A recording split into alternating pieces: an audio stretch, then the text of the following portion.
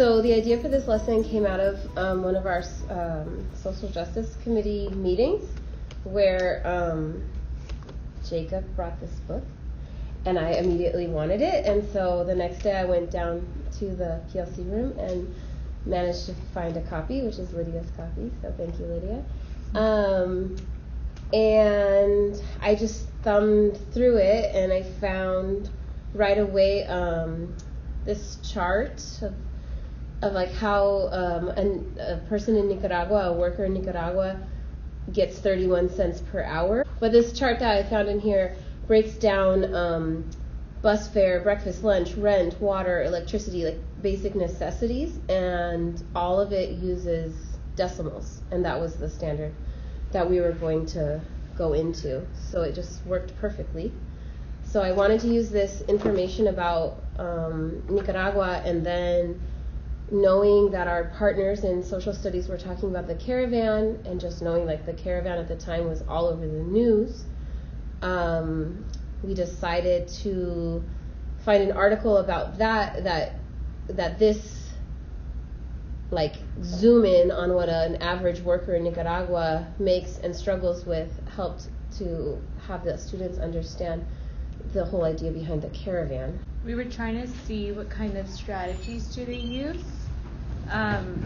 So after Danielle gave us the table, we wrote word problems that go with the CGI training that we received a couple weeks before that. So we used the exact same wording, as the wording is pretty familiar. We just made them in context to either this article or made them in context to the table.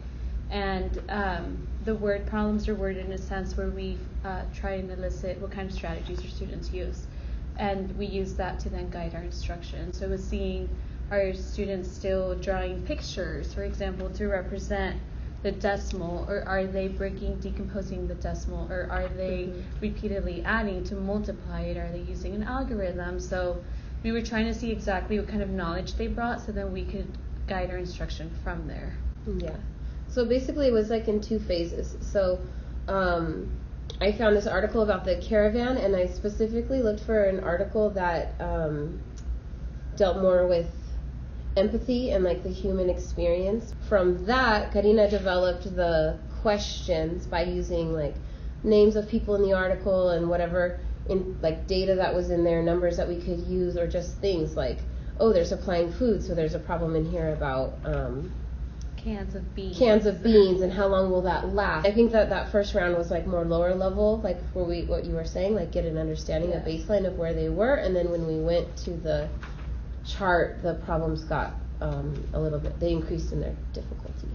Angela Moreno used 1/10 sacks of corn each day for migrant meals. How many days will it take her to use 16 sacks of corn? And then we differentiated by putting parentheses. And yeah. Then, so if students were done early, then they did an extension and then justified their thinking through it. And how do you think the students reacted to the social justice piece of it? I know this is something that you guys do pretty frequently, but did they recognize that math is around them in all situations, or did they initially feel like, are we doing math? They were initially resistant to reading because they're like, why do I have to read a text? And we had them do like a reflection about the text itself, and we had a dialogue about the text itself, and they were just like, it's math.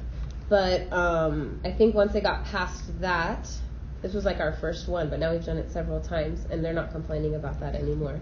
No. It's just setting a context. And our overarching topic was there's power in numbers. And so I first asked them, what have you seen in the news? And we had a conversation about how what you see could be a little biased, and we talked about what it means to be biased. And I said numbers are power, and they speak for themselves. So speaking to Ms. Hernandez, the history teacher, she said that having them see the actual data and having them see that it's not livable really changed their opinions. And I saw it from the initial dialogue that we had to the final when we concluded the case study. They were like, that's why there's an influx of immigrants coming, because they can't live off of 31 cents an hour. And so we set it really in perspective in, for example, when it was multiplying decimals, if it's a family of 4 and they need to buy 4 cans of milk, yet they're making this much money. Do they have enough to buy 4 cans of milk for their 4 children? So they got to really see that, in fact, they can't live. I saw more engagement because I sometimes find in math, I find myself at a disadvantage with having these kind of conversations because we are doing math. Until Danielle brought this up, I'm like, this is awesome. Like, I could actually talk about personal issues with my kids, because I hear the English teacher, history, Spanish, they're having all these awesome conversations. I'm like, we're talking about exponents. So I think, which are cool, which are fun, but I noticed my kids were more engaged because it's a real world issue. Yeah, that they all like Yeah. had strong opinions about, and then I think it was good to give them a lens and to give them data, and then to help them see like how, you know, how math is applicable in a Everything. political situation like this, where there's like polar sides and there's all this fake news and stupid stuff. That like when you get into the numbers, that like those can speak for themselves.